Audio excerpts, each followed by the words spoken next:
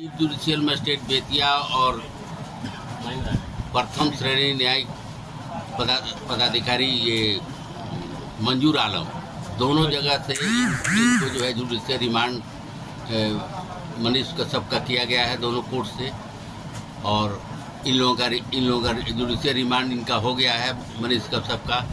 अब ये निर्भर करता है प्रशासन पर, पुलिस प्रशासन पर, कि पुलिस प्रशासन इनको कहाँ रखना चाहती है। बेतिया जेल में रखेगी या कहीं दूसरे जगह रखेगी, ये एडमिनिस्ट्रेशन का मामला हो जाएगा। जुडिशियल रिमांड इनका हो गया। रिमांड हो जाने के बाद अब जुडिशियरी का कोई से नहीं रह जाता है कि उसको रखेगा जेल एडमिनिस्ट्रेशन तो बेतिया में रखे कि मोतिहारी में रखे कि कहाँ रखे। ये कोर्ट को इससे मतलब नहीं है। कोर्ट को फिर ये मतलब है कि जब उनको फिर दोबारा बुलाएगा तो प्रशासन को, पुलिस प्रशासन को उनको प्रोड्यूस करना है। दोबारा तारीख पड़ा है क्या? है दोबारा तारीख